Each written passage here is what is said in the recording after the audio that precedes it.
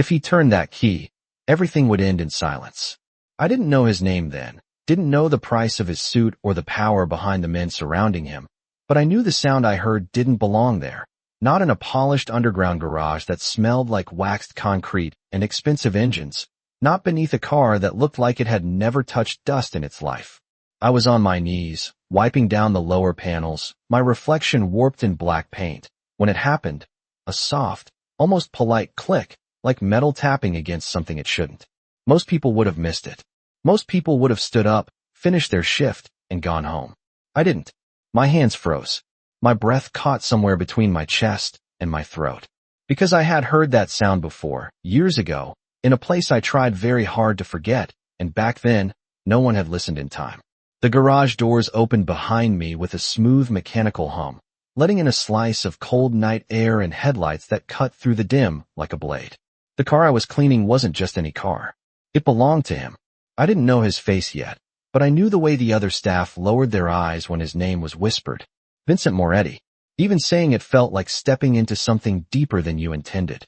His shoes hit the concrete with a slow, deliberate rhythm. Not rushed. Never rushed. The kind of walk that made space move for him before he even asked. Two men followed a step behind, both in dark suits that fit too perfectly to be off the rack. Both scanning the environment like breathing was secondary to awareness. I should have stood up. I should have moved aside. That's what people like me did. We stayed invisible. We kept our heads down. We didn't interrupt men like him. But the sound echoed again in my head. That quiet, wrong click. My fingers tightened around the rag, knuckles going pale. I glanced under the car again, heart pounding harder now, and there it was. Just a glimpse, just enough. Something small. Something out of place. Something that didn't belong to a vehicle built for luxury. My stomach dropped like I had missed a step on a staircase. He was closer now. Close enough that I could see the reflection of his silhouette stretching across the car's surface, tall, composed, untouchable. One of the guards reached for the driver's door. Time slowed. Not in the dramatic way movies show it, but in that heavy, suffocating way where every second stretches too thin and your body has to decide before your mind catches up. I stood up too fast, the rag slipping from my hand and hitting the floor with a damp slap. My voice came out before I could stop it, louder than anything I had ever allowed myself to be. Do not start your car. The words cut through the garage like a crack of thunder. Everything stopped. The guard's hand froze inches from the door handle. The second guard turned, eyes sharp, already assessing threat. And him, Vincent. He didn't move right away. He just looked at me. Really looked at me. Not like staff. Not like something in the background. Like a problem he hadn't expected. The silence that followed was worse than any shouting. It pressed in on my ears, made my pulse sound too loud. One of the guards stepped forward, fast, his grip locking around my arm, firm but controlled. You better have a reason, he said under his breath, not yelling, not needing to. I swallowed, my throat dry, but I didn't pull away. I couldn't. Not when I knew what would happen if I backed down now. Vincent took one step closer. Just one. It was enough to shift the entire space.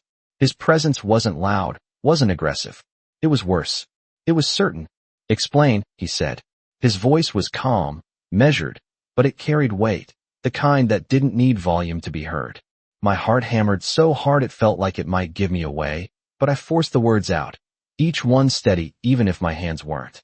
There's something under your car, I said. It's not part of it. The guard's grip tightened slightly, like he was deciding how much time I deserved. Vincent's gaze didn't leave my face. And you're sure of that? He asked. I nodded once. If I'm wrong, I hesitated, then finished, because there was no halfway anymore. You can do whatever you want with me. Another silence. Thicker this time. He shifted his eyes, just slightly, toward one of his men. No words. Just a look. The man released my arm and moved quickly, crouching down, checking beneath the vehicle with practiced precision. Seconds passed. Too many seconds. My chest felt tight, my lungs forgetting how to breathe properly. Then the man stopped. Completely still. When he stood back up, something in his expression had changed. Not panic. Not fear. Something sharper. He leaned in close to Vincent, speaking low enough that I couldn't hear the words, but I didn't need to. I saw it in Vincent's eyes. That tiny shift. That moment where calculation replaced assumption. He looked back at me. Not through me. At me. And for the first time, I realized I had stepped out of the shadows in a way I couldn't undo. How did you know? He asked. The question wasn't casual. It wasn't curiosity. It was precise. Directed. I felt my fingers curl slightly at my sides, grounding myself. Because I've heard that sound before, I said quietly. His gaze didn't waver. And he pressed. I held his eyes, even though every instinct told me not to. Because last time, I said, my voice barely above a whisper, no one stopped it in time. The way he looked at me did not change, but something behind it did, like a door quietly unlocking where no one else could see it. The garage felt colder all of a sudden, or maybe it was just me, standing there with my heart still racing, realizing I had crossed a line that people like me were not supposed to cross. One of his men spoke into a small device clipped to his sleeve, voice low and controlled, calling for someone I could not see yet. More footsteps echoed from deeper inside the structure, measured and efficient, like everything around him moved with purpose. Vincent did not turn. He stayed exactly where he was, his attention fixed on me like I was the only thing in the room that mattered. I wished he would look away. I wished he would dismiss me, tell me to go back to work, let me disappear into the background again. But he did not. You heard a sound, he said slowly, repeating my words as if testing them. That is all it took? I shook my head, forcing myself to keep my voice steady. It was not just the sound. It was where it came from. It does not match the structure of the car. It is wrong. I hesitated, searching for words that would make sense to someone who had never needed to listen that closely just to stay safe. It is like hearing a clock tick where there should not be one. His expression did not soften, but his eyes sharpened slightly, like he understood more than he let on. The new arrivals reached us then, 2 more men in dark suits, one carrying a small case that looked too precise to be ordinary. They moved directly to the vehicle, kneeling with quiet focus, speaking to each other in low tones I could not fully catch. I stood there, suddenly aware of how out of place I must look, my uniform slightly damp from cleaning solution, my hands still trembling at my sides. I wanted to step back, to give them space, but the memory that had pushed me forward would not let me move. It stayed with me, heavy and uninvited, like a shadow that refused to fade. A long time ago, I had ignored a sound like that. I had told myself it was nothing. I had walked away. And later, when everything changed in ways I could never undo, I learned that silence can cost more than fear. I swallowed hard, trying to push the memory down again, but it clung to me anyway. Vincent's voice pulled me back. What is your name? The question caught me off guard. I blinked once, almost certain I had misheard him. People like him did not ask people like me that question. Not unless it mattered. Emily, I said after a second. Emily Carter. He repeated it quietly, like committing it to memory. Emily. The way he said it felt different. Not casual. Not dismissive. Intentional. One of the men by the car stood up then, turning toward Vincent with a controlled urgency that did not need to be loud. Sir, he said, keeping his voice low. She was right. The words settled into the air like a weight. No one reacted dramatically. No one raised their voice. But everything shifted.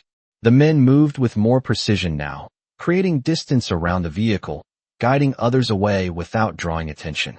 The garage, which had felt open and echoing before, suddenly felt smaller, contained, like every inch of space was being accounted for. Vincent exhaled slowly, not in relief, but in calculation. Then he looked back at me again. You saved me from making a mistake, he said. It was not gratitude. Not yet. It was recognition. I did not know how to respond to that, so I did not try. My fingers curled slightly into my palms, grounding myself in something physical.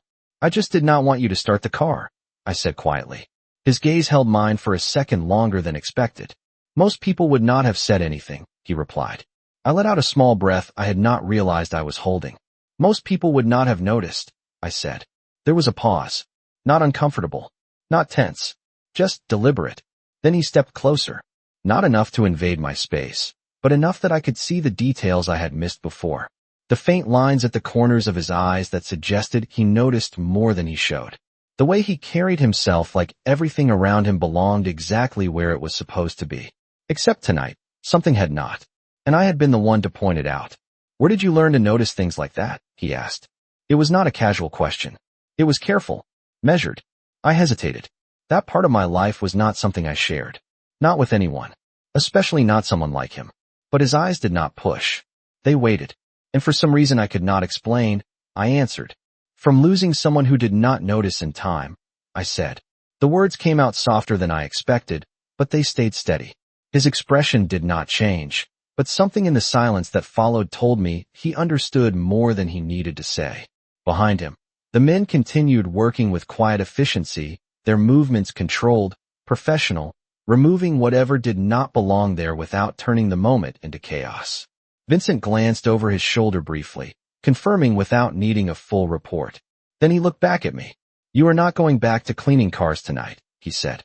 It was not a suggestion. It was not even an order spoken loudly. It was simply a fact. I blinked, caught off guard again.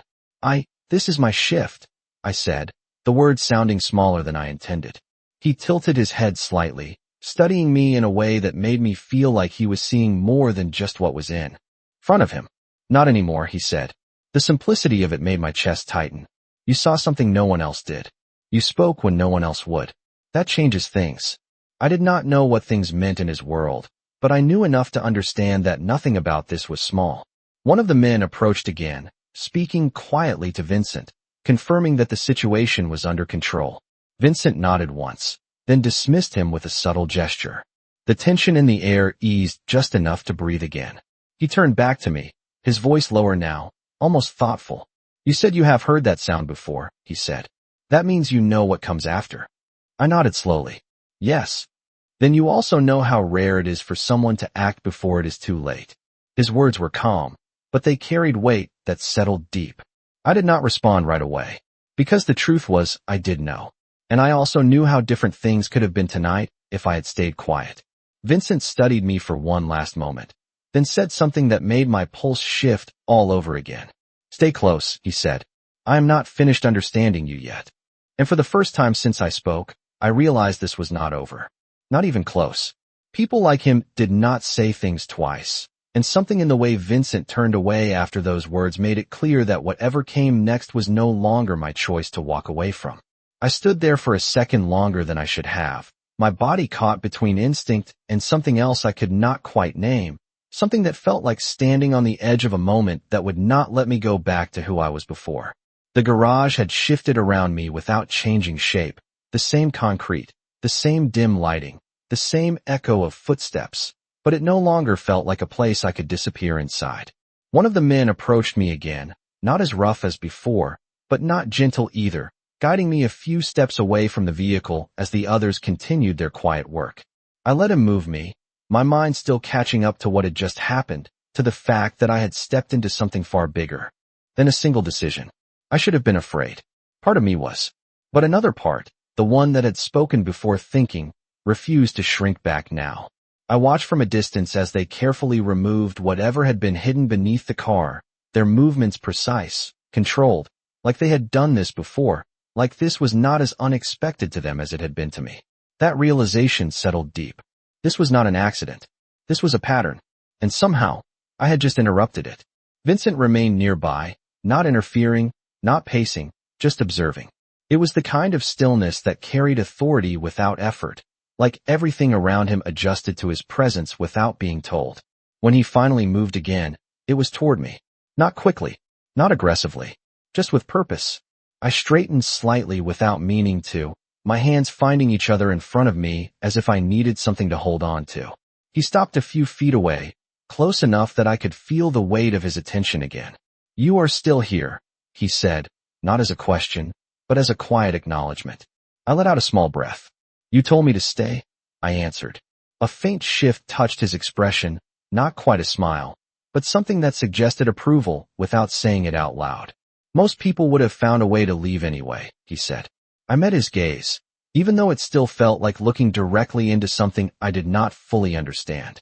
Most people were not the ones who heard it, I replied. The words came easier now, steadier, like the fear had settled into something more controlled. He studied me for a moment longer, then glanced toward the car again, confirming something silently before returning his attention to me. That sound, he said, you recognized it immediately. I nodded once. Yes.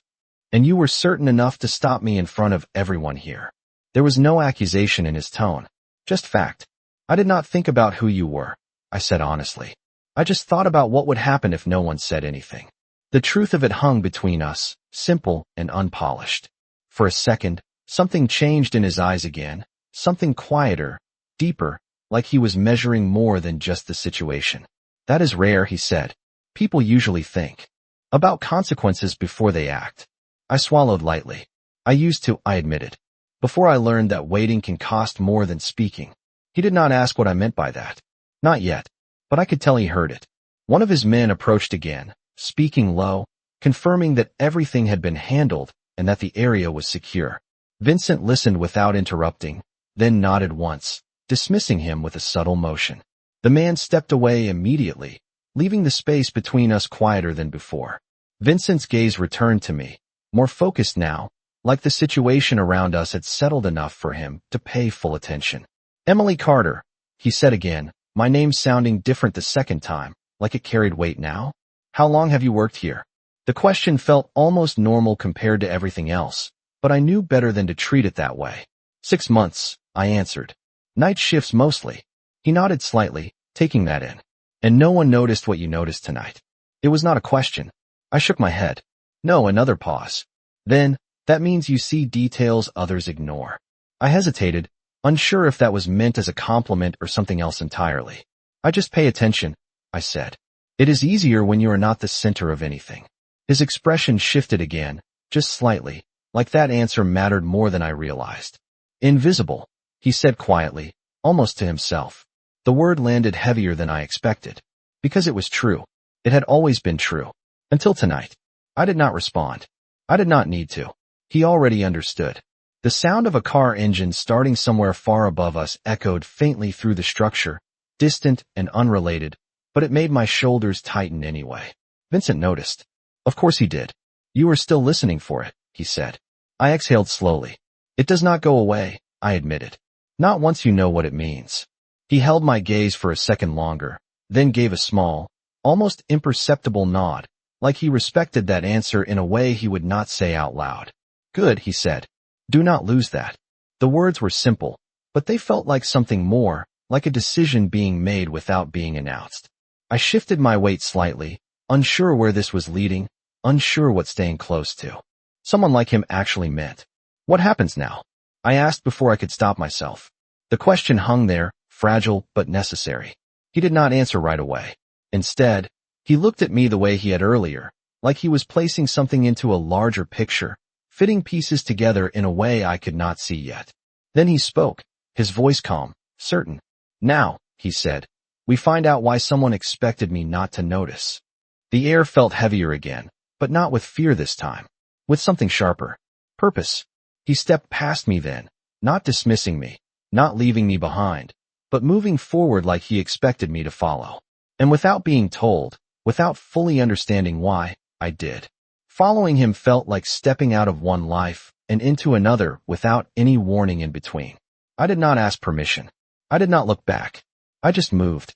His pace was steady, not rushed, but it carried intention, the kind that made hesitation feel out of place. The sound of our footsteps echoed softly through the garage as we headed toward a darker section I had never needed to enter before. Staff like me stayed near the edges, near the work, near the places where we could be forgotten. This was different. This was deeper. The air felt cooler as we moved farther from the main entrance, the lighting dimmer, more controlled. Cameras followed the space from above, small, precise, placed where they could see everything without being seen themselves. I noticed them now. I noticed everything now. Vincent did not speak for several seconds, and I did not interrupt the silence. It did not feel empty. It felt like he was thinking, arranging something in his mind that I had only just become a part of. One of his men walked ahead, opening a secured door with a card I had never seen before. The lock clicked softly, and the door swung open into a private corridor that did not belong to the public side of the building. I hesitated for half a second at the threshold. Not out of fear. Out of awareness. This was a line. Once I crossed it, I was not just someone who worked here anymore. Vincent did not turn around, but he knew. If you are going to stop me again, he said calmly, do it now. The words caught me off guard, but they carried something beneath them that felt almost like a challenge. I stepped forward. I am not trying to stop you, I said quietly. I just want to understand what I stepped into. He gave a small nod, like that was the answer he expected. Good, he said. Because you already did. The corridor was quiet, insulated from the noise of the rest of the building. The walls were clean, minimal, designed to reveal nothing and hide everything at the same time. We walked for what felt like longer than it probably was, turning once, then again, until we reached a room that looked nothing like the rest of the hotel. No decorations. No luxury. Just purpose. A long table. Several screens mounted along one wall. A space built for observation, not comfort. Vincent stopped near the center of the room, and I stopped a few feet behind him, unsure where I was supposed to stand, unsure what role I had just been given. One of his men moved to the screens, bringing them to life with a series of quiet commands. Images appeared. The garage. The car. Different angles. Different moments. It took me a second to realize what I was looking at. They were replaying what had just happened. Every step. Every movement. Vincent watched without speaking, his posture unchanged, his focus absolute. I found myself watching too, drawn into the sequence of events like I needed to see it from the outside to fully understand what I had done. There I was, smaller than I felt, just a figure in a uniform, stepping forward when no one else did. The moment I spoke echoed silently through the footage, my mouth forming words I could not hear, but remembered clearly. Pause it, Vincent said. The screen froze on the exact second before I moved. Before everything shifted. Go back 5 seconds, he added. The image rewound slightly, then stopped again. His gaze narrowed just a fraction, studying something I had not noticed before. There, he said quietly. One of the men zoomed in. The angle changed, focusing on a shadow near the far edge of the frame. Someone had been there. Not close enough to be obvious. Not far enough to be irrelevant. Just present. Watching. My chest tightened slightly. That person was not part of your team, I said more. To confirm than to question. Vincent did not look at me. No, he said. They were not. The image shifted again, tracking the figure as they moved out of frame just seconds before I stepped forward. It was subtle, easy to miss. But now that I saw it, I could not unsee it. They expected no one to notice, I said slowly. And they expected you to follow routine. Vincent turned his head slightly, just enough to acknowledge me without fully breaking his focus. Routine is predictable, he replied. Predictable is easy to plan around. I folded my arms lightly, more for grounding than comfort, my mind working through the details the same way it had in the garage. But you did not follow it, I said. Because of me. The words felt strange to say out loud, but they were true. Another pause. Then, because of you, he agreed. The confirmation settled into something real, something that carried more weight than I was ready for.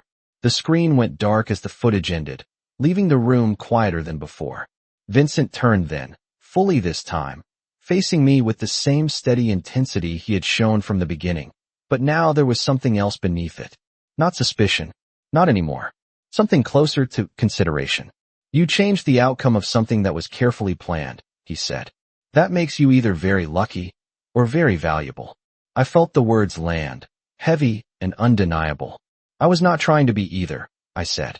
He took a step closer, closing some of the distance between us, not enough to make me step back, but enough that the space felt intentional again. That is what makes it interesting, he replied. My pulse picked up slightly, not from fear, but from the realization that whatever this was becoming, it was no longer accidental. He studied me for another second, then added, people who try to be valuable are easy to read. People who do not realize they are much harder. I let out a small breath, my fingers curling lightly at my sides. I am still just a maid, I said, the words sounding less certain than they had before. His gaze did not waver. Not in this room, he said. The statement was simple, absolute, and it changed something I could not quite define yet. One of the men spoke quietly, from across the room, drawing Vincent's attention for a brief moment, confirming that they were tracing the figure from the footage, that they would know more soon. Vincent nodded once, then looked back at me. Stay, he said again. This time, it was not about following him. It was about something else, something that had already started, and for reasons I was only beginning to understand, I did not argue. The word stay lingered in the air long after he said it, not as a command I could ignore, but as something that quietly rearranged where I stood in that room and in his world. I did not move, not because I could not, but because leaving no longer felt like the safer choice. The screens behind him dimmed slightly as the footage loop ended, leaving only a faint reflection of the room across the glass, a ghost image of everything that had just changed. Vincent turned away from me again, but not in dismissal. In thought, he walked slowly toward the table, resting one hand lightly against its edge, his posture relaxed in a way that did not mean he was off guard. If anything, it meant the opposite. He was more focused now than before. They planned for routine, he said, almost to himself. They planned for timing. They planned for silence. His fingers tapped once against the surface, not impatient, just precise. They did not plan for you. I let out a quiet breath, the weight of that truth settling deeper than I expected. I did not plan for any of this either, I said. He glanced back at me briefly, something unreadable in his expression. That is exactly why it worked, he replied. One of the men approached again, holding a tablet, speaking low but clearly enough for me to catch parts of it. They had isolated the figure from the footage. Not an employee, not on any internal list. Someone who knew how to move without being noticed, but had still made one mistake. One small miscalculation. Vincent listened without interrupting, then took the tablet, scanning the information quickly. His eyes moved with quiet precision, absorbing details the way I had learned to listen for sounds. I recognized that focus. It was the same kind of attention, just applied differently. He handed the tablet back without comment, then turned to me again. You saw something. That did not belong, he said. Tell me what else did not belong. The question was direct, not casual, not optional. I hesitated for a fraction of a second, not because I did not know, but because I understood what answering meant. It meant stepping further into this. It meant being seen not just as someone who reacted once, but as someone who could continue to matter. My eyes drifted briefly to the screens, replaying the moment in my mind. The shadow, the timing, the way the person moved. They stayed too long, I said slowly. Vincent's gaze sharpened slightly. Explain. I shifted my weight, focusing on the details the way I always had when something fell off. If they expected everything to go as planned, they would not need to stay and watch. They would leave before the moment happened. But they did not. They waited. I met his eyes again, more certain now. That means they needed confirmation. Not just that it would happen, but that it happened the way they expected. Silence followed, but it was different this time. Not heavy, not tense. It was the kind of silence that meant something had clicked into place. Vincent nodded once, slow and deliberate. They wanted to be sure, he said, which means they did not trust the setup completely. I felt a small shift in my chest, not pride, not exactly, but something close to it. Or they did not trust the person who placed it. I added. His gaze held mine for a second longer, then a faint, almost invisible smile touched the corner of his mouth. It was not warm. It was not soft. It was recognition. You see patterns quickly, he said. I did not respond right away. I was not used to that kind of observation being spoken out loud. I just listened. I said again, but this time it sounded different. Less like deflection, more like truth. He stepped closer, not invading my space, but closing the distance enough that I could feel the shift in energy again. No, he said quietly. You do more than that. The words settled deeper than they should have, and for a moment, I did not know what to do with them. One of the screens flickered again, pulling our attention back. A new angle. A different camera. The same figure, briefly visible near an exit point. I had not noticed before. The timestamp aligned perfectly with the moment everything changed. Vincent's expression sharpened again, the earlier trace of recognition replaced by something colder, more precise. They left immediately after, he said. Not before. Not too late. Exactly when the plan failed. I followed the movement on the screen, my eyes tracking the figure the way I had tracked the sound earlier. They adjusted, I said. Fast. He nodded slightly. That means they were close enough to respond in real time. The implication hung in the air without needing to be explained. This was not distant. This was not random. This was close. Closer than it should have been. Vincent turned back to me again, his focus narrowing in a way that made everything else in the room feel secondary. You understand what that means, he said. It was not a question. I nodded slowly. It means whoever planned this is not far from you. The words felt heavier spoken out loud, more real than they had been in my thoughts. He held my gaze, confirming the same conclusion without needing to repeat it. Then, after a brief pause, he said something that shifted everything again. Which means, he added, they are not expecting you to be part of this. I blinked once, the meaning settling in piece by piece. Because I was not supposed to matter, I said quietly. His expression did not change, but his eyes did. Not to them, he replied. The distinction was clear, and it changed something inside me in a way I could not fully explain. The room felt quieter again, but not empty. Focused. Directed. Like everything that happened next would build from this moment.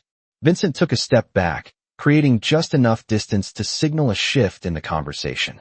You said earlier that you learned not to ignore what you notice, he said. That means you learned it the hard way. I felt my fingers tighten slightly at my sides, the past brushing against the present again, uninvited but unavoidable. Yes, I said simply. He watched me for a second, then gave a small, almost imperceptible nod, like that answer was enough for now. Then do not stop now, he said. Not when it matters more. The words were not loud, not forceful, but they carried something steady, something that settled into place whether I wanted it to or not. I drew in a slow breath, grounding myself again, feeling the weight of where I stood and what I had stepped into. I will not, I said. And for the first time since all of this started, I realized I meant it without hesitation. The moment I said I would not stop, something in the room shifted again, not visibly, not dramatically, but enough that I felt it in the way Vincent's attention settled on me with more intention than before. It was no longer about what had happened in the garage. It was about what came next. He did not respond immediately. Instead, he turned slightly, his gaze moving back to the screens as if confirming something one last time before making a decision he had already begun to form. I followed his line of sight, watching the frozen frame of that shadow again, the figure who had stayed just long enough to see the plan fail and then disappeared without a trace. My chest tightened slightly, not from fear, but from recognition. Whoever that person was, they were careful, but not careful enough. They expected control, I said quietly, more to myself than to him. Vincent heard it anyway. Yes, he replied. And they lost it the moment you spoke. There was no emphasis in his voice, but the meaning carried weight. I let out a slow breath, feeling the truth of that settle deeper than I wanted it to. Then they will adjust, I added. People like that do not stop after one mistake. He turned his head just enough to look at me again, and this time, there was no trace of testing in his expression. Just agreement. No, he said. They do not. The simplicity of it made the air feel sharper, more defined. One of the men at the far end of the room spoke again, this time with more urgency, pointing to a new detail on the screen. The footage shifted, isolating a different angle, one that captured a reflection in the polished surface of a nearby car. It was faint, barely noticeable unless you were looking for it. A partial face. Not clear enough to identify immediately, but enough to confirm something important. They had been closer than anyone realized. I leaned forward slightly without thinking, my eyes narrowing as I studied the reflection. That is not someone passing through, I said. They knew exactly where to stand. Vincent stepped closer to the screen, his focus tightening in the same way mine had earlier, drawn into the detail that others might overlook. And they knew exactly when to leave, he added. I nodded slowly. Which means they were watching you, not just the car. The words felt heavier than anything I had said so far, because this was no longer about an object. It was about a person. About him. Vincent did not react outwardly, but I saw it in the stillness of his posture, the way his attention sharpened rather than shifted away. He was not surprised. He was calculating. That narrows the possibilities, he said. Not many people have that level of access. I folded my arms lightly, grounding myself again as the implications settled into place. Someone who knows your schedule, I said. Your routines. Your timing. He glanced at me briefly, then back at the screen. Yes. A pause. Then, quieter. Someone who believes they understand me. The distinction was subtle, but it mattered. I felt it immediately. Understanding someone like him was not the same as knowing him. And mistaking one for the other could lead to exactly what had just happened. I shifted my weight slightly, my mind moving through the details the same way it always had when something did not fit. Then they made an assumption, I said, that you would act exactly the way you always do. Vincent turned to face me fully again, and this time, there was something different in his expression. Not approval, not surprise, something closer to alignment. And you disrupted that assumption, he said. The words were calm, but they carried a kind of finality that made my pulse shift again. I let out a quiet breath. I did not mean to change anything, I said. He held my gaze for a second longer than expected. You already have, he replied. The room fell quiet again, but it was not empty. It felt focused, like everything was narrowing toward a single direction. One of the men approached, speaking low, confirming that they were tracing the reflection through other camera angles, building a clearer image, narrowing down identities. Vincent listened without interrupting, then gave a small nod, signaling for them to continue. When the man stepped away, Vincent did not look back at the screens immediately. He stayed where he was, his attention returning to me with that same steady intensity that had followed me since the moment I spoke in the garage. You said you learned not to ignore what you notice, he said. That means you have been in a situation where no one listened. The words were not a question, but they asked one anyway. I felt the past press closer again, not as a memory I could fully see, but as something I carried without choosing to. My fingers curled slightly at my sides, grounding myself in the present. Yes, I said quietly. He did not push further. He did not need to.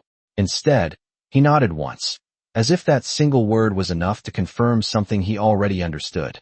Then you know what happens when people assume they are safe, he said. I met his gaze, steady this time. They stop paying attention, I replied. And that is when they miss the one thing that matters. A faint shift touched his expression again, something almost like agreement. Exactly. The words settled between us, simple but precise. He took a step back then, creating just enough distance to signal a change in direction. From now on, he said, his voice calm but carrying more weight than anything he had said before. You do not work where people expect you to be. I blinked once, the meaning of that not fully landing yet. What does that mean? I asked. He held my gaze, steady and certain. It means you stay where you can see what others miss, he said. The answer was simple, direct, and it changed everything.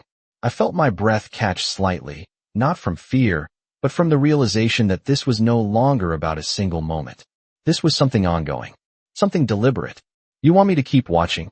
I said slowly. He did not hesitate. Yes. The word came without doubt. I hesitated for a fraction of a second, not because I did not understand, but because I understood too well. This was not a request. This was an invitation into something that would not let me go back to being invisible. My fingers tightened slightly, then relaxed. Then you need to trust what I see, I said. The words came out steadier than I expected. His gaze did not waver. I already do, he replied. And for the first time since this began, I realized the balance between us had shifted again. Not completely, not evenly, but enough that I was no longer just the person who spoke once. I was the person he was now choosing to listen to. And that meant whatever came next. I was already part of it. Trust is a quiet thing when it comes from someone like him.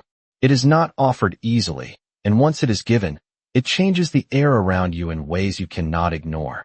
I felt it in the way Vincent said those words, not like a promise, but like a decision that had already been made. I stood there for a second longer than I should have, letting that settle, letting the weight of it find its place somewhere between caution and something I could not quite name yet. The room did not feel the same anymore. It was no longer just a space filled with screens and quiet voices. It felt like a point of origin, the place where something had started that would not simply end when I walked out. Vincent turned slightly, his attention shifting back to the screens, but not completely away from me. It was as if he had already decided I would remain part of whatever came next, and now he was adjusting everything else around that decision. One of his men spoke again, bringing up a clearer image on the screen. The reflection had sharpened just enough to reveal more detail. Not a full face. Not yet. But enough to suggest familiarity. Someone who belonged close enough to blend in. Close enough to be overlooked without effort. I stepped a little closer without realizing it, my eyes narrowing as I studied the image. They are comfortable here, I said quietly. Vincent glanced at me. What makes you say that? I tilted my head slightly, focusing on the small details that most people would dismiss. The way they stand. Not tense. Not cautious. They are not worried about being noticed because they expect to belong. I paused, letting the thought settle before continuing. That means they have been here before. More than once. The silence that followed was not empty. It was confirmation. Vincent's gaze sharpened again, not surprised, but aligned with what I was seeing. Yes, he said, they are not an outsider. The words carried a quiet weight that shifted everything again. Because if that was true, then this was not just someone watching from a distance. This was someone inside his world. Someone who knew where to stand, when to move, and how to disappear without drawing attention. I felt a small tension rise in my chest. Not fear, but awareness. This was deeper than I had thought. Vincent stepped closer to the screen, his posture still calm, still controlled, but his focus had narrowed into something precise. Bring up the access logs, he said. One of the men moved quickly, pulling up another set of data. Names, times, entries and exits. A pattern of movement through the building that most people would never question. I watched the screen as the list scrolled, my eyes not reading the names as much as feeling the rhythm of them. The repetition, the consistency. Something in it did not sit right. I leaned forward slightly, my attention catching on a sequence that looked almost too perfect. There, I said, pointing lightly. That one. Vincent followed my indication immediately. Why, he asked. I did not hesitate this time. Because it is too clean, I said. Everyone else has variation. A few minutes early, a few minutes late. But this one it is exact. Every time. I glanced at him briefly. People are not that precise unless they are trying to be. He did not respond right away, but I saw it in the way his eyes focused on that single line of data. The same recognition I had felt earlier. The same shift. Zoom in, he said quietly. The screen adjusted, isolating the entry I had pointed out. A name appeared. Simple. Ordinary. Easy to overlook. But now that I saw it, I could not unsee it. It stood out in a way that had nothing to do with the letters themselves and everything to do with the pattern behind them. Vincent's expression did not change, but something in the room did. The men around us grew quieter, more focused, like they understood this moment mattered. Run it against the footage, he said. The system responded quickly, aligning timestamps, cross-referencing movements, building a clearer picture from fragments that had seemed unrelated only minutes ago. The reflection appeared again, sharper this time, matching the timing of the entry I had identified. Not a perfect match. Not enough to confirm without question, but enough to point in a direction that could not be ignored. I felt my breath slow slightly as the pieces connected. They were not just watching, I said. They were verifying their own access. Vincent turned to look at me again, and this time, there was no distance in his gaze. No testing. No questioning. Just acknowledgement. You see how they think, he said. It was not praise. It was something else. Something closer to recognition. I let out a quiet breath. I have had to, I replied. The truth of that sat between us without needing explanation. He nodded once, then looked back at the screen. Lock down that access point, he said. Quietly. The instruction was immediate, precise, and carried out without hesitation. No raised voices. No visible urgency. Just controlled movement, like everything in his world operated on a level most people never saw. I stood there, watching it all unfold, aware that I was no longer just observing. I was part of the process now, part of the pattern being uncovered. Vincent stepped back from the screen again, his attention returning to me in a way that felt more deliberate than before. You understand what you have done tonight, he said. It was not a question. I met his gaze, steady now in a way I had not been at the beginning. I changed something I was not supposed to be part of, I said. He held my eyes for a second longer, then gave a slight nod. You did more than that, he replied. You made something visible that was designed to stay hidden. The words settled deeper than anything else he had said so far.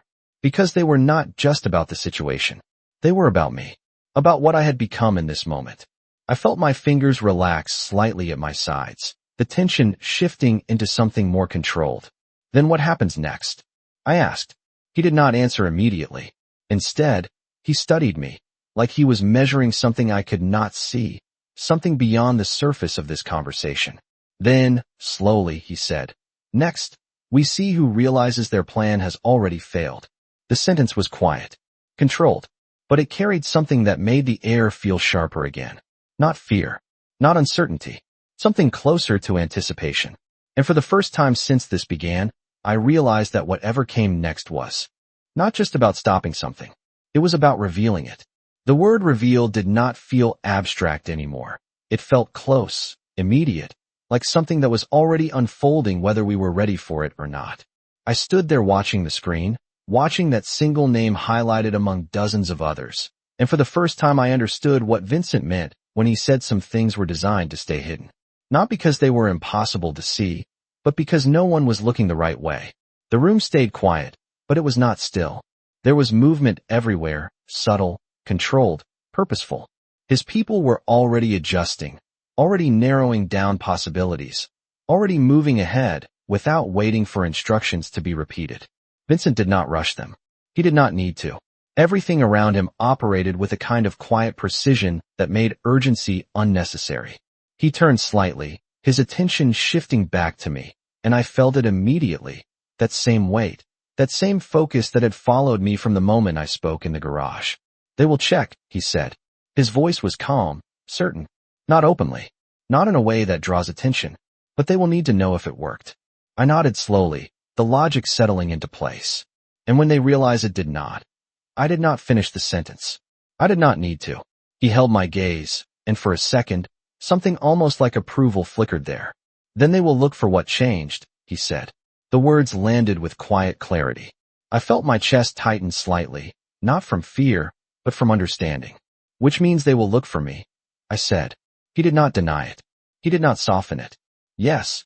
The honesty of it made something inside me steady instead of shake. Because it meant I was not being misled. It meant I knew exactly where I stood. I let out a slow breath, grounding myself again. Then I cannot go back to where I was before, I said. It was not a question. It was a realization. Vincent nodded once, like that conclusion was expected. No, he said. You cannot. The simplicity of it made everything feel sharper, more defined. One of the screens flickered again, pulling our attention back. A new feed. A hallway camera. The same access point we had just identified. Empty for a moment. Then movement. A figure passing through, not stopping, not hesitating, just walking with the same controlled confidence I had noticed earlier. But this time, I saw it differently. Not just how they moved, but why. They were checking. Not the car. Not the garage. The system. The environment. The outcome. They are already adjusting, I said quietly. Vincent's gaze followed the movement on the screen, his expression unreadable, but his focus absolute. Yes, he replied. Faster than most. The figure paused briefly near a security panel, just long enough to appear routine, then continued on without drawing attention. But now that I was looking for it, I saw the pattern. The precision. The intent hidden inside something ordinary. They are not panicking, I said. They are verifying. He glanced at me again, and this time there was no distance in his expression at all. Exactly. The word was quiet, but it carried a kind of finality that made my pulse shift again. Because it meant we were not chasing something unpredictable. We were watching something controlled. Something deliberate. And that made it both easier and more dangerous at the same time. The screen shifted again, tracking the figure as they moved deeper into the building, blending into spaces where they were expected to be, where no one would question their presence. Until now, Vincent stepped closer to the screen, his posture unchanged, but the air around him felt tighter, more focused. Keep tracking, he said. No interruptions. The instruction was carried out immediately. I watched the figure disappear around a corner, then reappear in another feed, then another, each movement aligning with the access logs we had just identified. The pattern was consistent. Clean. Intentional. My eyes followed it, my mind working through the sequence the same way it had with the sound earlier. Something about it still felt incomplete. Not wrong. Just not finished. They are missing something, I said without realizing I was going to speak. Vincent turned his head slightly. What? I hesitated for a fraction of a second, then focused on the detail that would not settle. They are checking the system, I said slowly. The access. The timing. The movement. I glanced at him. But they are not checking you. Silence followed, but it was not empty. It was recognition. Vincent's gaze sharpened again, not with surprise, but with alignment. No, he said. They are not. I felt a small shift in my chest, that same quiet certainty that had pushed me to speak in the first place. That means they still believe they understand you, I continued. They think the only variable is whether the plan worked, not how you would respond if it did not. He held my gaze for a second longer, then gave a slight nod. And that is their mistake, he said. The words were simple, but they carried weight that settled deep. Because it meant we were not just reacting anymore. We were ahead. For the first time since this started, I felt it clearly.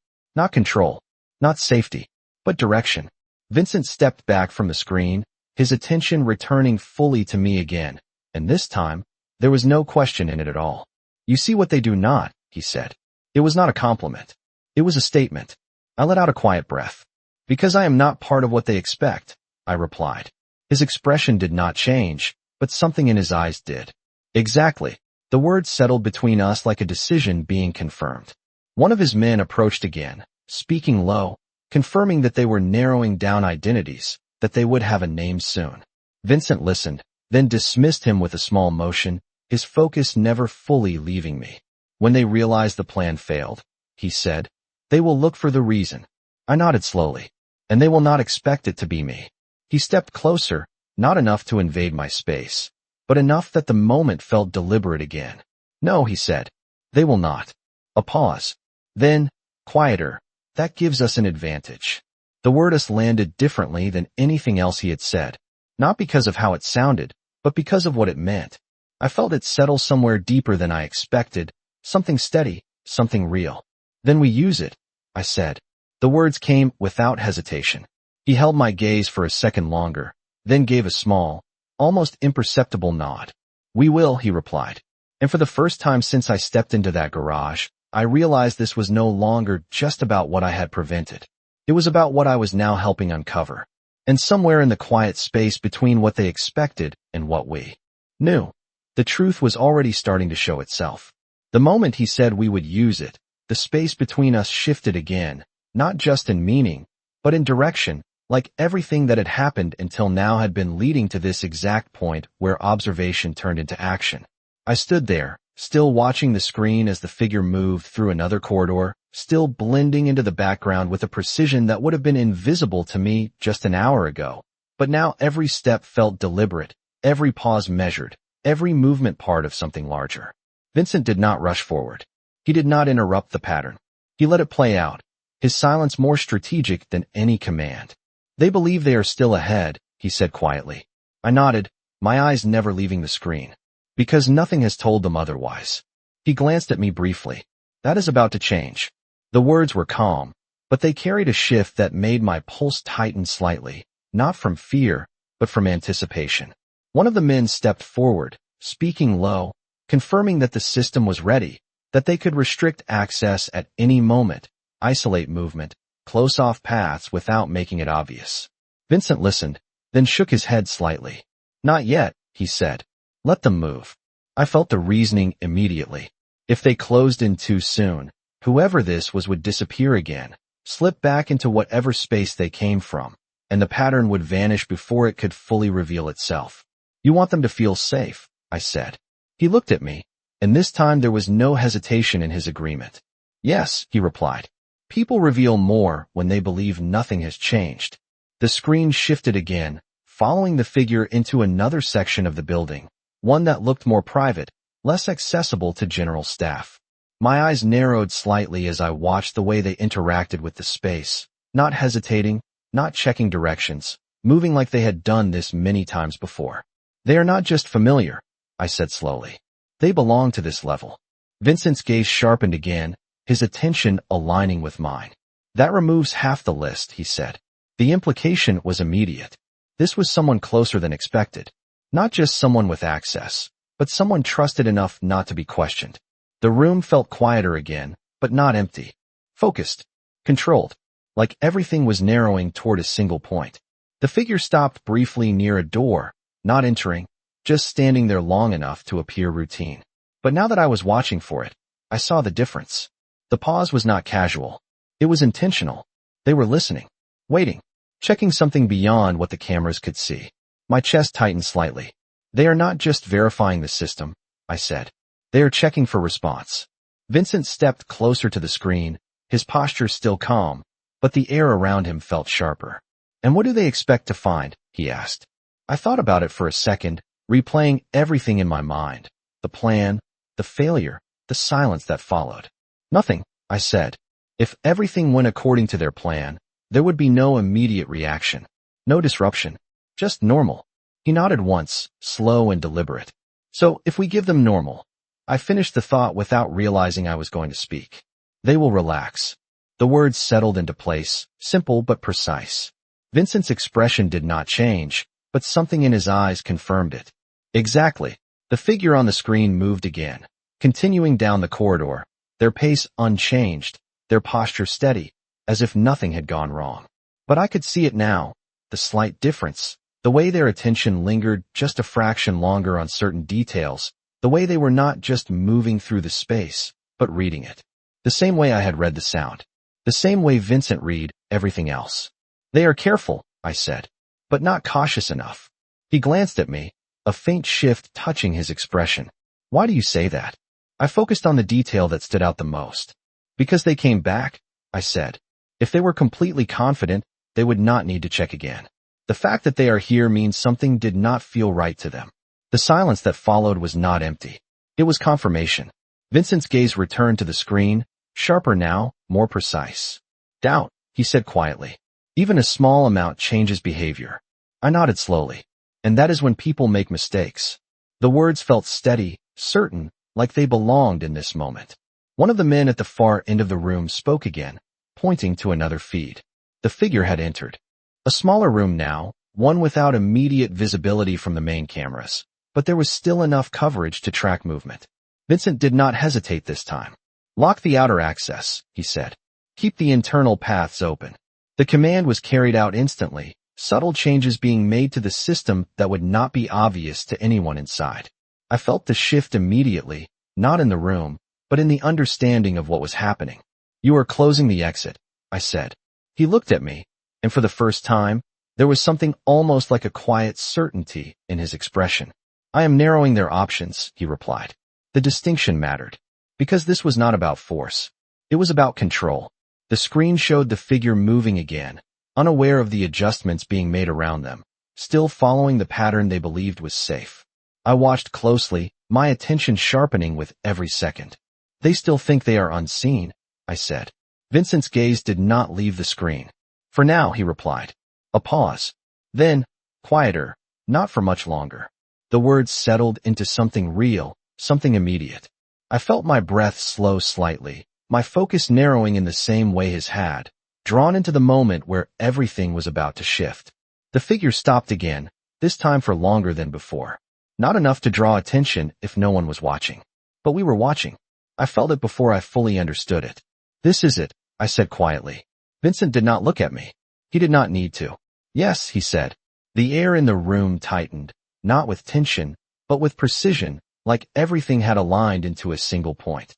And for the first time since I stepped into this, I realized we were no longer just uncovering something hidden. We were about to confront it. The moment I said this is it, everything in the room seemed to tighten around that single point in time, not with panic, not with urgency, but with a kind of precision that made every second matter more than the last. Vincent did not move immediately. He did not rush the moment. He watched, the same way I watched. The figure on the screen remained still for just a second too long, their posture unchanged, but their presence no longer blending the way it had before. When you start looking for something, it stops hiding the same way. They feel it, I said quietly. Vincent's gaze remained fixed on the screen. Yes, he replied. They know something is different. The difference was subtle, almost invisible, but it was there. The way the figure shifted their weight slightly. The way their head turned just a fraction, not enough to draw attention, but enough to suggest awareness. Not fear. Not yet. Just recognition that the pattern had changed. I felt my chest tighten slightly, not from anxiety, but from understanding. This was the moment where control shifted. Not fully, not obviously, but enough that everything after this would follow a different path than what had been planned. One of the men stepped closer to Vincent, speaking low, asking if they should move in now, close the remaining paths, make it clear that the figure was no longer unseen. Vincent shook his head once, slow and deliberate. Not yet, he said. Let them make the next move. I felt the reasoning immediately. If they forced the moment too soon, they would only confirm what the other person already suspected. But if they waited, they would see how that suspicion turned into action. You want to see how they react when they realize the plan failed, I said. He glanced at me, just briefly, and there was no hesitation in his answer. Yes. The screen shifted slightly, adjusting the angle, giving us a clearer view of the figure as they finally moved again. But it was different now. The pace had changed. Still controlled, still measured, but no longer as smooth. There was intention behind it now. Purpose layered over routine. They were no longer just verifying. They were deciding. I leaned forward slightly, my focus narrowing in the same way it had before. They are not leaving, I said. Vincent's gaze sharpened. No, he agreed. They are adapting. The distinction mattered. Because leaving would have meant retreat. But staying meant they believed they could still recover something. Still fix what had gone wrong. The figure moved toward another access point, one that had not been used in the earlier sequence. A deviation. Small, but clear. I felt it immediately. That was not part of the original pattern, I said. Vincent nodded once. No, that is new. The word carried weight. Because new meant unplanned. And unplanned meant risk. The screen followed the movement, tracking the figure as they approached the door, pausing again for just a second before entering. Not hesitation. Calculation. I watched closely, my mind running through the possibilities the same way it had earlier. They are trying to reach something, I said slowly. Not just check. Vincent stepped closer to the screen, his posture unchanged, but the air around him felt sharper now, more focused. Yes, he said. The question is what? I did not answer immediately. I watched the way the figure interacted with the door, the way they entered without drawing attention, the way they moved inside like they belonged there. And then it clicked. Not all at once. Not dramatically. Just a quiet shift into clarity. Information, I said. Vincent glanced at me. Explain. I kept my eyes on the screen, following the movement, the pattern, the intention behind it. If the plan failed, they need to know why, I said. Not just that it failed. What changed? What interrupted it? I paused, letting the thought settle before continuing. And the only way to find that is to check what was affected. Silence followed, but it was not empty. It was alignment. Vincent's gaze returned to the screen, sharper now, more precise. They are looking for the disruption, he said. Yes, I replied. And they do not know it was me. The words felt strange to say out loud, but they were true. And that truth shifted something inside me again. Because it meant I was still invisible to them. Still outside their understanding. And that was something we could use. Vincent turned slightly, his attention shifting just enough to acknowledge me fully again. That will not last, he said. I nodded. No, a pause. Then, quieter. But it does not need to. The room fell into that focused silence again, the kind that meant everything was moving forward exactly as intended.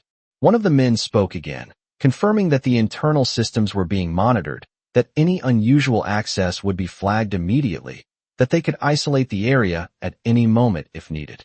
Vincent listened, then gave a small nod, his gaze never fully leaving the screen. Wait, he said. The word was simple, but it carried control. The figure inside the room moved again, their actions precise, their attention focused on something just out of view. I leaned slightly to the side, trying to catch a better angle, trying to understand what they were looking for. And then I saw it. Not directly, not clearly, but enough. They are checking the logs, I said. Vincent's gaze sharpened again. Yes. The confirmation was immediate, because it made sense. If something had gone wrong, if the plan had failed, the system would hold the answer. The record of what changed, of what did not follow the expected pattern. They are looking for a mistake, I said. He nodded once. And they expect it to be in the system. I felt a small shift in my chest, that same quiet certainty settling into place again. But it is not, I said. He looked at me, and this time, there was no distance at all in his gaze. No, he replied. It is not. The words landed deeper than anything else. Because they confirmed what I already knew.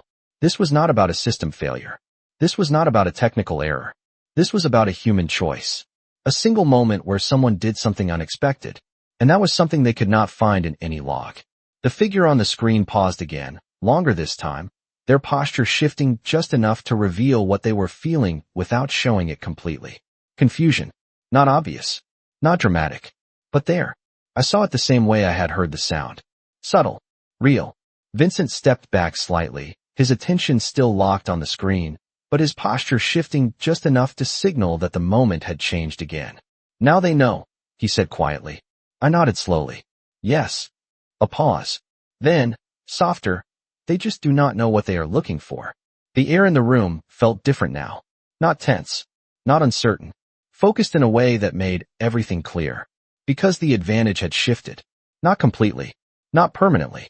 But enough. Vincent's gaze returned to me one more time. Steady. Certain.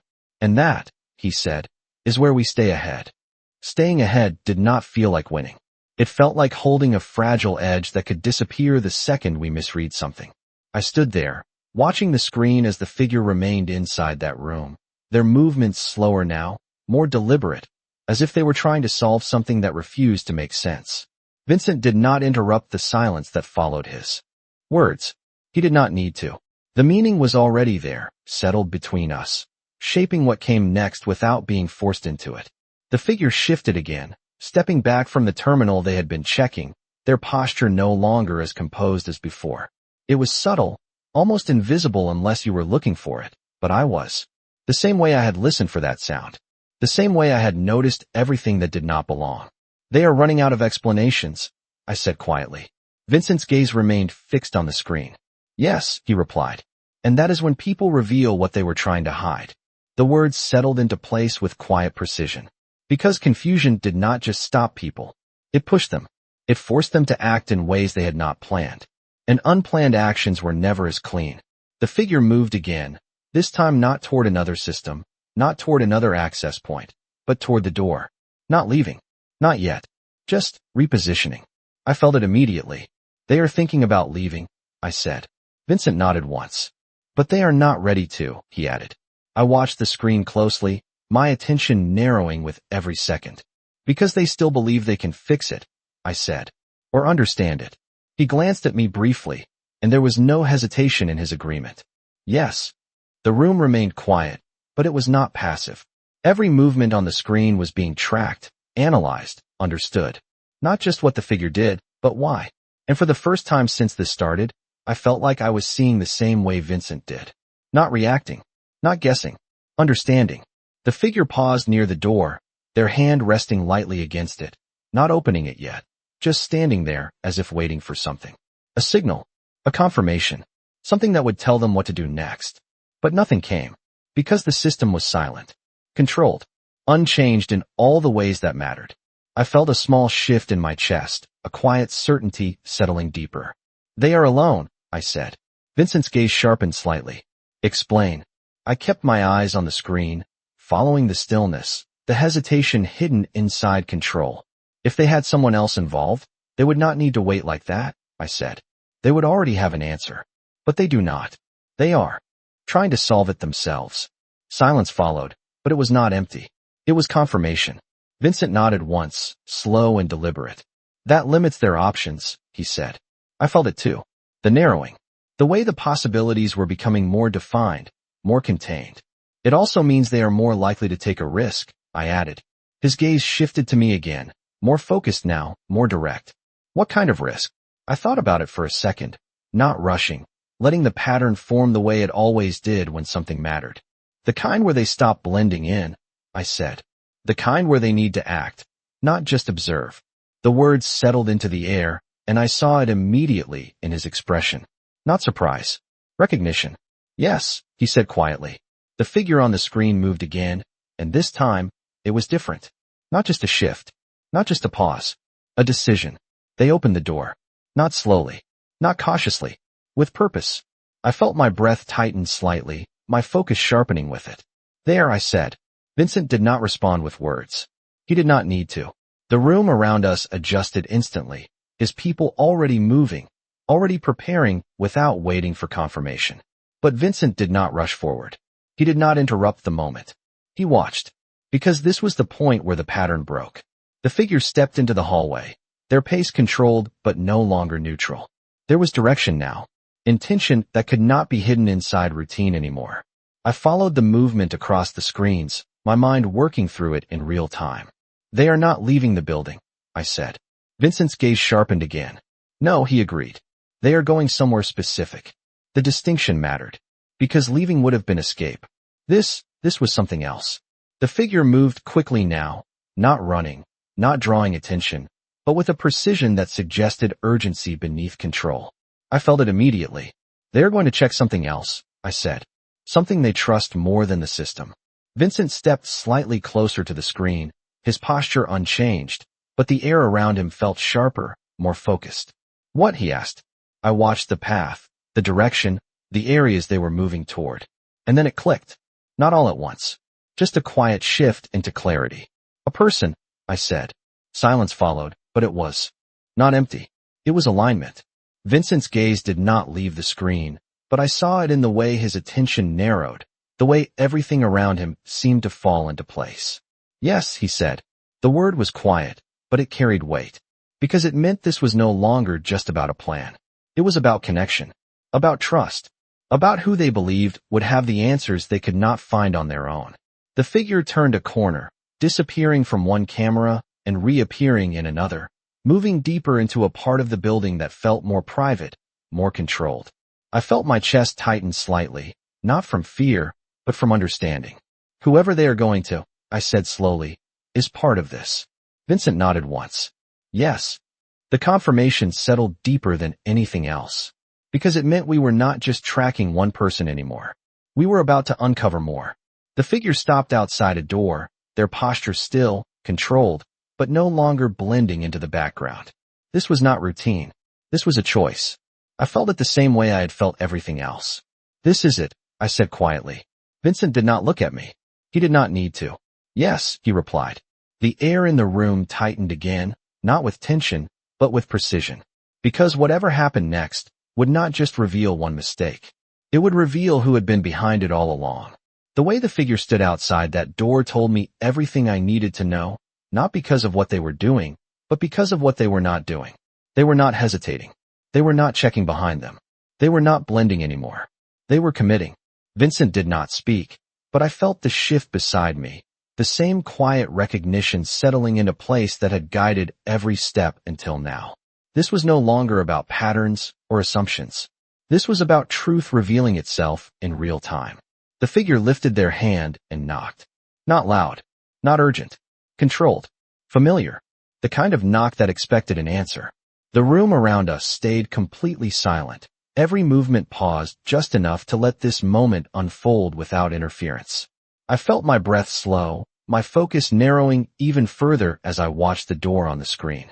1 second passed, then another, then it opened. Not fully, just enough to reveal the person inside.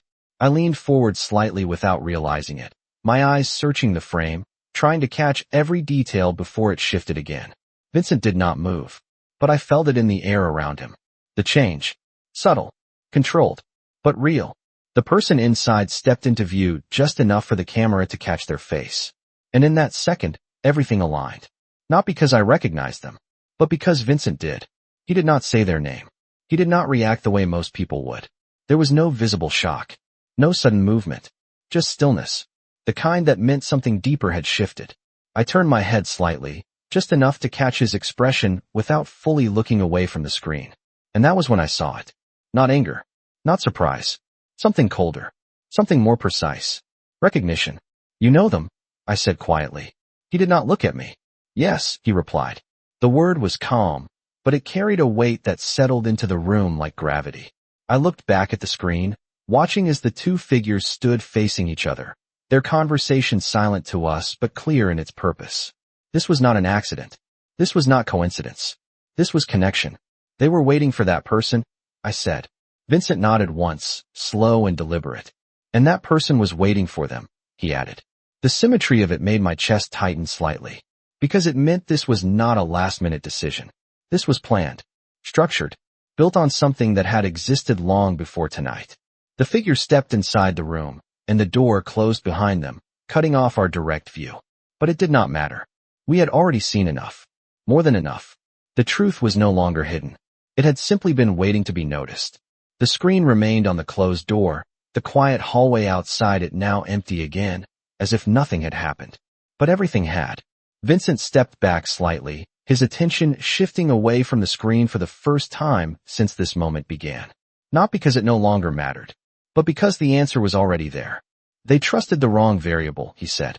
I felt the meaning settle immediately. They trusted that you would not change, I replied. He looked at me then, fully, his gaze steady, certain, and they trusted that no one else would either. The words landed deeper than anything else. Because they were not just about the plan. They were about the assumption behind it. The belief that everything would remain predictable, controlled, unchallenged. I let out a slow breath, grounding myself again. But something did change, I said. His expression did not shift, but his eyes did. Yes, he replied. You.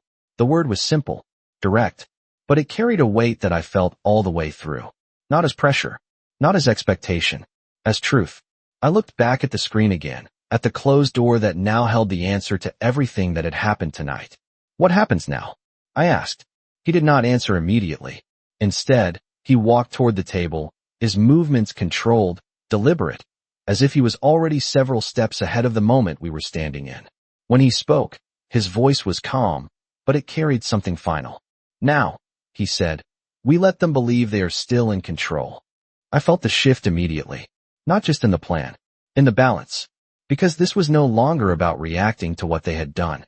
This was about guiding what they would do next. And then, I asked. He turned slightly, his gaze returning to me with that same steady intensity that had followed me from the beginning. Then we take away the part they think they understand, he said. The words settled into place with quiet precision, because that was the core of it. Not the plan, not the action, the understanding, the belief that they knew how this would unfold. And that belief was already broken. I felt a small shift inside me, something steady, something certain. They will not see it coming, I said. He held my gaze for a second longer, then gave a slight nod. No, he replied. They will not. The room remained quiet, but it was no longer still. Everything was moving now, just beneath the surface, guided by a direction that had not existed before tonight. I looked back at the screen one last time, at the closed door, at the place where everything had finally come into view. And for the first time since I heard that sound, I understood what it meant to not just notice something wrong, but to change what happened because of it. Control does not disappear all at once. It slips, quietly, in the moments when someone believes they still have it. I stood there beside Vincent, the screen still showing that closed door, and for the first time since everything began, I understood that this was no longer about stopping something dangerous. It was about rewriting the outcome entirely. The air in the room felt different now, not tense, not uncertain, but sharpened by clarity. We knew who, we knew how, and most importantly, we knew what they still believed. Vincent did not rush forward. He did not give immediate orders. He let the silence settle, let the truth of the moment fully exist before shaping what came next. That was the difference between reacting and controlling. They think the plan failed because of something they missed, I said quietly. He glanced at me, not correcting, not interrupting. Yes, he replied. And they think they can fix it. I nodded slowly, the logic settling deeper. Which means they will try again. He held my gaze for a second longer, then gave a small, almost imperceptible nod. But not the same way, he added. I felt it immediately. That shift, that next layer. They will adjust the variable, I said. The one they think caused the failure. His eyes sharpened slightly. And what do they believe that variable is? I did not answer right away.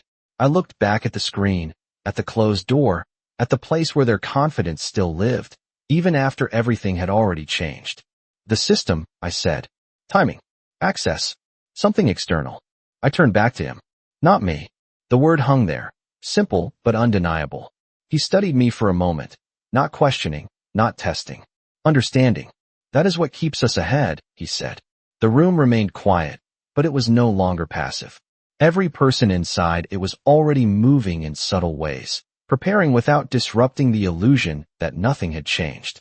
Vincent stepped closer to the table, his hand resting lightly against the edge as he looked at the screens again, not just watching, but planning.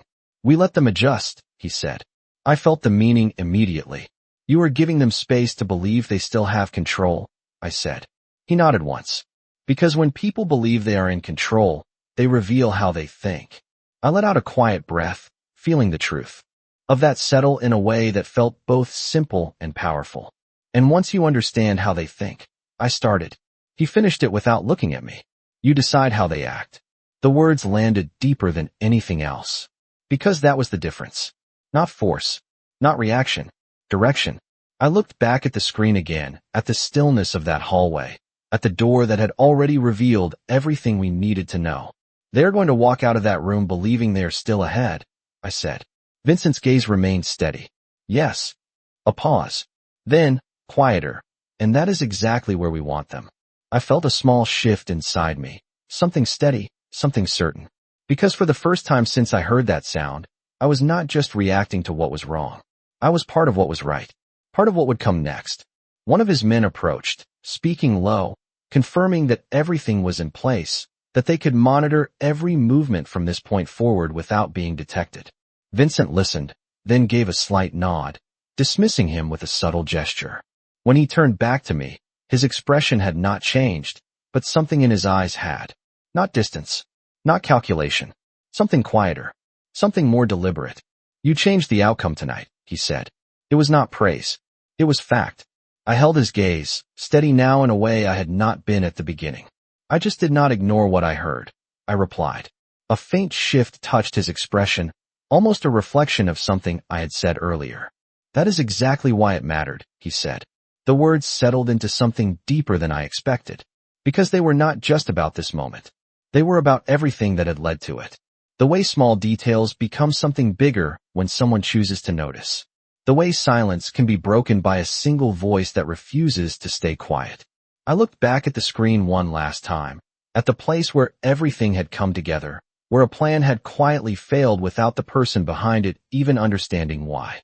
They built everything on certainty, I said slowly. Vincent nodded once. Yes. I let out a quiet breath, the final piece settling into place. But certainty only works when no one questions it. He looked at me. Then, fully, his gaze steady, certain, and for the first time, something in it felt different. Not just recognition. Not just alignment. Something closer to respect. And you questioned it, he said. I did not respond right away. Because the truth was, I had not set out to challenge anything. I had just listened. Just noticed. Just refused to ignore what did not belong. But somehow, that had been enough.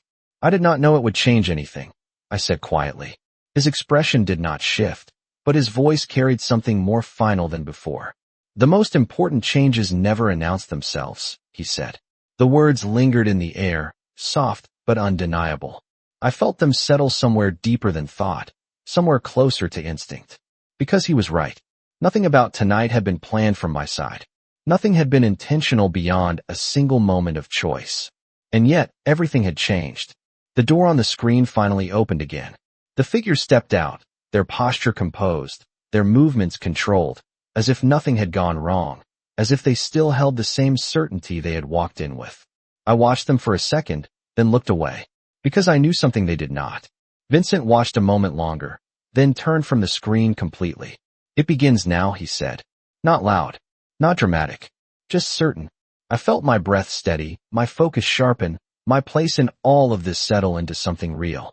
Because this was no longer about what I had stopped. It was about what I had started. And as we stood there, in a room built to see everything others missed, I understood something I had never fully realized before. Power is not always the loudest voice in the room. Sometimes, it is the quiet one that refuses to stay silent at the right moment.